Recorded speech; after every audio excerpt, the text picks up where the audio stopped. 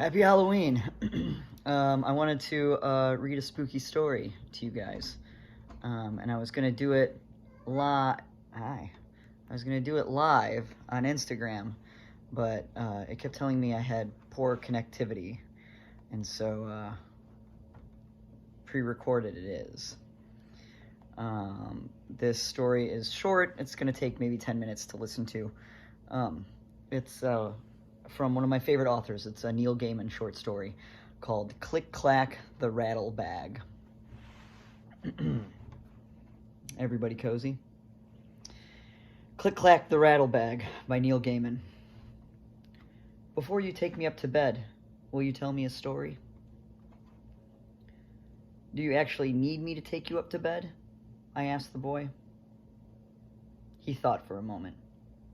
Then, with intense seriousness, yes, actually I think you do. It's because I've finished my homework, and so it's my bedtime, and I'm a bit scared. Not very scared, just a bit. But it is a very big house, and lots of times the lights don't work, and it's sort of dark.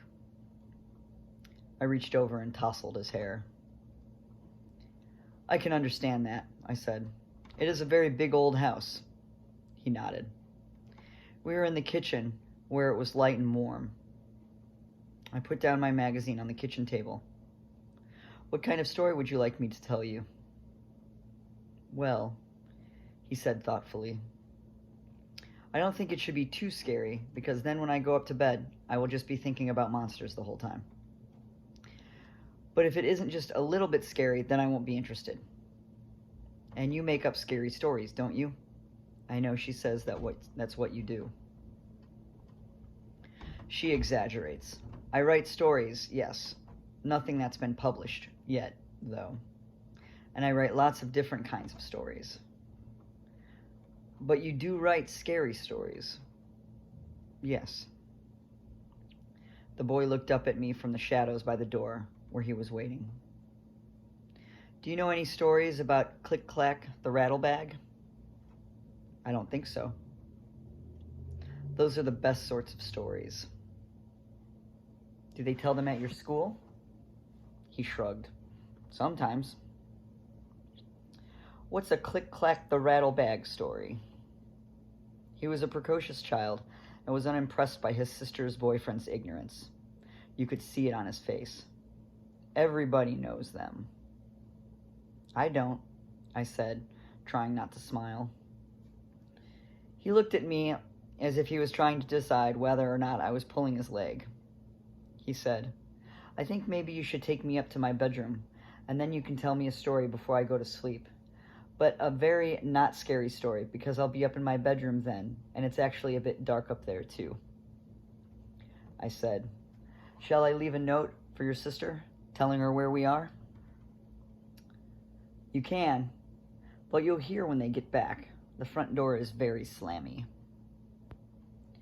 We walked out of the warm and cozy kitchen in the hallway of the big house, where it was chilly and draughty and dark. I flicked the light switch, but nothing happened. The bulb's gone, the boy said. That always happens. Our eyes adjusted to the shadows. The moon was almost full, and blue-white moonlight shone in through the high windows on the staircase, down into the hall. We'll be all right, I said. Yes, the boy said soberly. I am very glad you're here. He seemed less precocious now. His hand found mine, and he held onto my fingers comfortably, trustingly, as though he'd known me all his life. I felt responsible and adult. I did not know if the feeling I had for his sister, who was my girlfriend, was love. Not yet, but I liked that the child treated me as one of the family. I felt like his big brother, and I stood taller, and if there was something unsettling about the empty house, I would not have admitted it for worlds. The stairs creaked beneath the threadbare stair carpet. Click-clacks, said the boy, are the best monsters ever. Are they from television? I don't think so. I don't think any people know where they come from. Mostly they come from the dark. good place for monsters to come. Yes. We walked along the upper corridor in the shadows, walking from patch of moonlight to patch of moonlight. It really was a big house. I wished I had a flashlight. They come from the dark, said the boy, holding onto my hand. I think probably they're made of dark, and they come in when you don't pay attention. That's when they come in. And then they take you back to their, not nests. What's a word that's like nests but not? House? No, it's not a house. Lair? He was silent. Then, I think that's the word, yes, lair. He squeezed my hand. He stopped talking. Right, so they take the people who don't pay attention back to their lair. And what do they do then, your monsters? Do they suck all the blood out of you, like vampires? He snorted. Vampires don't suck all the blood out of you. They only drink a little bit, just to keep them going, and, flying around. Click-clacks are much scarier than vampires. I'm not scared of vampires, I told him. Me neither. I'm not scared of vampires either. Do you want to know what click-clacks do? They drink you, said the boy. Like a Coke? Coke is very bad for you, said the boy. If you put a tooth in Coke, in the morning it will be dissolved into nothing. That's how bad Coke is for you, and why you must always clean your teeth every night. I heard the Coke story as a boy, and had been told, as an adult, that it wasn't true, but was certain that a lie which promoted dental hygiene was a good lie, and I let it pass. Click-clacks drink you, said the boy. First they bite you, and then you go all ishy inside, and then all your meat and all your brains and everything except your bones and your skin turns into a wet, milky shake stuff, and then the click-clack sucks it out through the holes where your eyes used to be. That's disgusting, I told him. Did you make it up? We'd reached the last flight of stairs, all the way into the big house. No. I can't believe you kids make up stuff like that.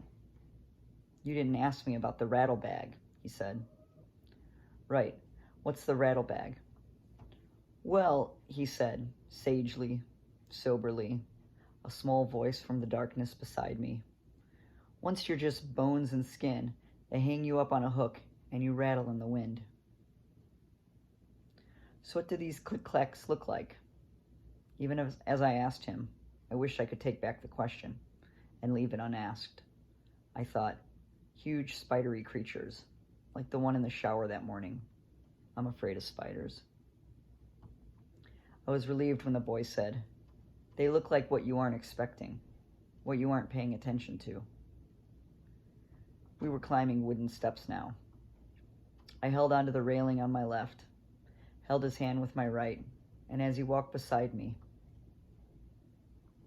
it smelled like dust and old wood, that high in the house. The boy's tread was certain, though, even though the moonlight was scarce. Do you know what story you're going to tell me to put me to bed? He asked.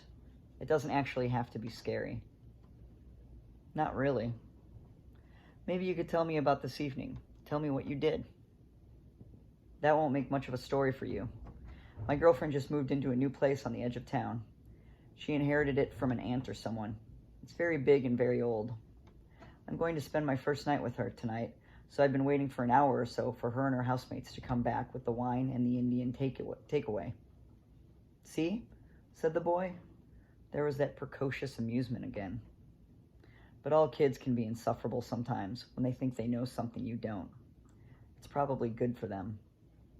You know all that, but you don't think. You just let your brain fill in the gaps. He pushed open the door to the attic room. It was perfectly dark now, but the opening door disturbed the air, and I heard things rattle gently, like dry bones, in thin bags, in the slight wind.